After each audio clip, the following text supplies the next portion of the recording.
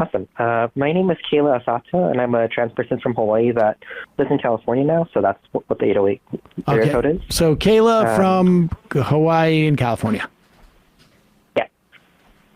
So I definitely see, and I live in Orange County too. So I definitely see a lot of the anti-trans, anti-CRT ideology happening and being politicized. And I think that Democrats need to get ahead of this and there are people that actually understand these issues instead of trying to speak out of their ass about like trans issues or CRT, ethnic studies sort of stuff. They don't know what they're talking about most of the time.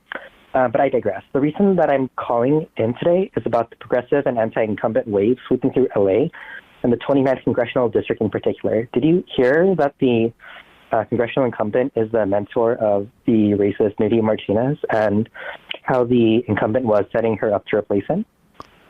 I didn't. Yeah, and just to be clear, you're talking about she was the L.A. Council chair, I guess, or I'm not sure what you call it. Council president. Yeah. President the president of the L.A. City Council, or the president of the L.A. City Council, whose racist remarks were caught on tape. She's since resigned. A couple of others have since resigned as well. To my understanding, it's only been the head of the Labor Fed and Gil Cedillo and Kevin De Leon have not resigned yet. Oh yeah, Cedillo and De Leon have not resigned yet. Oh, they haven't? Yeah, oh, okay. Yeah. I thought they had. But the head of the labor organization and Nydia Martinez have. So what? Okay, and so and you're saying there's a push to get rid of the Congress people as well. The anti-incumbent wave has been seen through the primary results. So Gil Cedillo lost his election in the primary against the abolitionist challenger.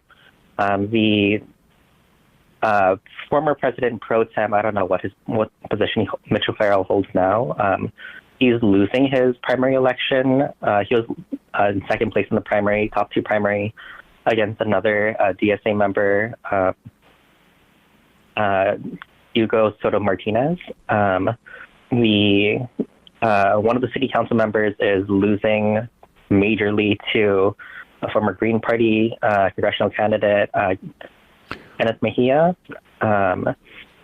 When you say losing, what do you mean in terms of the polls? Or I'm not. No, like these are like primary results. So we had like in California. Is the primary happening today? No. The primary happened in June. So they lost.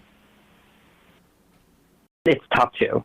Right, I see what you're saying. So these top two come in, and this is the in the general, but they lost in the context of the primary, but they're still in the race because it is top two. Exactly. Yeah. Okay, I got you now. I understand.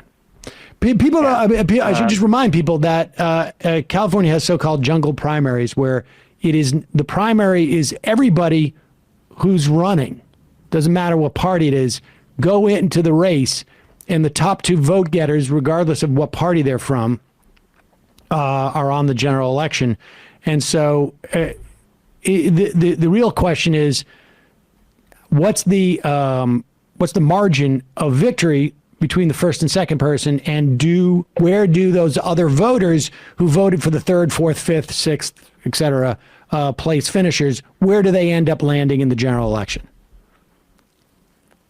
Exactly. And I think that Kenneth Mejia is the former Green Party guy.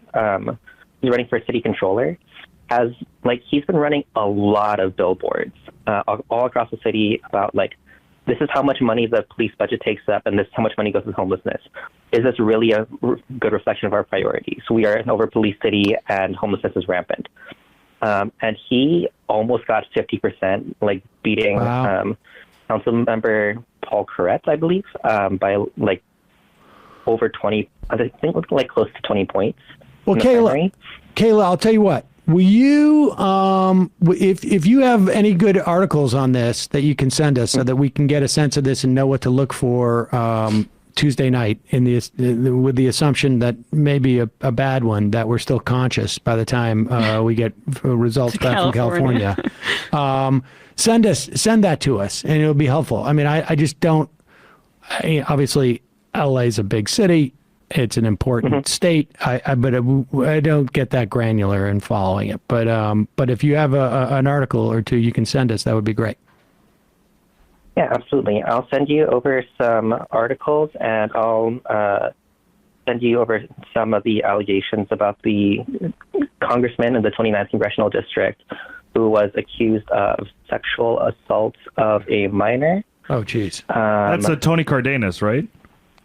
Yeah. Yeah. He was accused of grooming a minor, drugging her, and